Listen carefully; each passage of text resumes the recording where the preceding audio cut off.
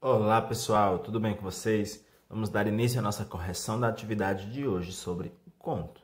Então, na nossa atividade, na nossa aula, nós vimos sobre o conto, que é um gênero bastante interessante, que a gente já está acostumado a estudar, a fazer leituras, a contar histórias.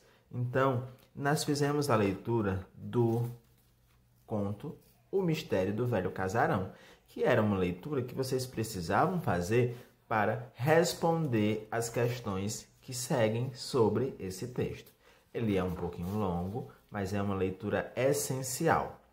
Vimos também que o conto apresenta algumas características, como o narrador, que é aquela pessoa que conta a história, e pode ser um narrador personagem, quando o narrador participa da história, ou um narrador observação, quando ele só conta a história de alguém. Temos os personagens, que são aqueles que participam da história, certo? Que a gente tem aquele personagem principal e tem aqueles personagens secundários. O personagem principal é aquele mais importante da história e os secundários são os demais. Temos o espaço, que é o lugar onde a história acontece, e temos o tempo, que é quando a história acontece. Vimos também o enredo da história, que é o conjunto de ações que ocorrem de forma organizada, de sequência dos acontecimentos. E aí nós temos a situação inicial, que é o começo da história, onde apresenta os personagens, o conflito, que é o problema que acontece nessa história, o clímax, que é aquele momento que atinge o ponto mais interessante, que a gente fica na curiosidade para saber o que vai acontecer, e o desfecho, que é o final da história. Então, baseado nessa leitura que vocês fizeram, a gente responde as questões. Quem é o personagem principal do conto O Mistério do Velho Casarão? O personagem principal é o menino. A história fala de um menino, ok? Em seguida, nós temos aqui, qual o tempo e o lugar em que se passa essa história? Quando é que se passa essa história e qual é o tempo? Vamos ver então primeiro, qual é o tempo? Essa história acontece quando o menino está de férias. Então, nas férias do menino. E onde é que ela acontece? Onde que essa história acontece? Ela acontece perto da casa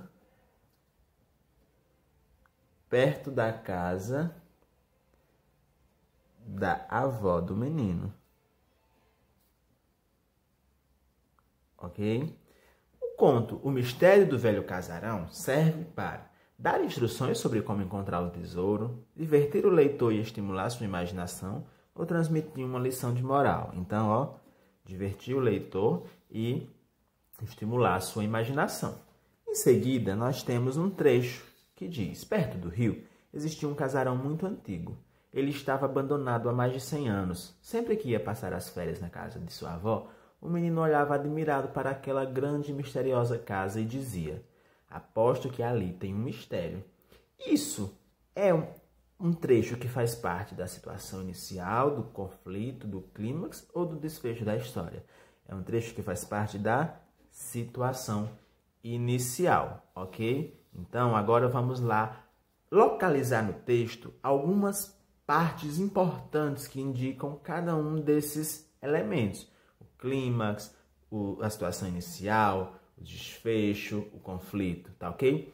Então, nós vamos iniciar localizando no texto e reescrevendo aqui frases que indicam que o clímax está iniciando. Então, quando nós falamos de clímax, nós vemos o início nesse trecho lá no texto.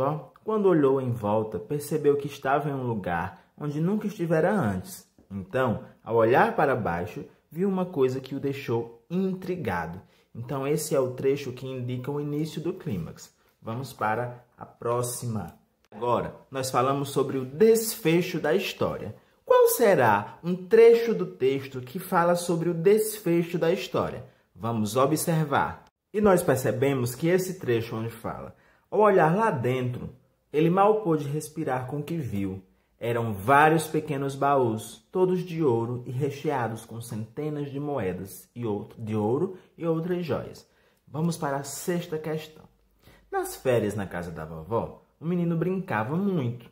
De acordo com o texto, Qual era a brincadeira favorita dele? A brincadeira que ele mais gostava, segundo o texto, era empinar pipa, ou soltar pipa, não é? Dá no mesmo. E agora vamos retirar do texto o trecho que mostra que ele gostava de empinar pipa. Vamos lá? Nós vemos então no trecho que diz o seguinte: mas como ele estava de férias, precisava se divertir também. Então, ele foi brincar com sua pipa. Aquela era a sua brincadeira favorita.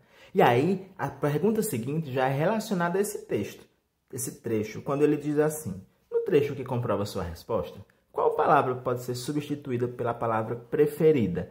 Qual palavra tem o mesmo significado, o mesmo sentido da palavra preferida? Brincadeira, favorita ou pipa? Ou a gente percebe que é a palavra favorita, ok?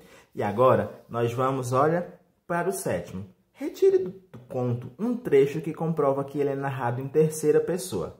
Vamos ver o seguinte, ó. O trecho que diz: é claro que ele não conseguiu reaver sua pipa. Esse é um trecho, ok? Só pede um, então a gente pode colocar só um, mas a gente sabe que tem outros. Onde é que a gente vê a terceira pessoa? Quando nós destacamos a palavra ele. Ele é a terceira pessoa, né?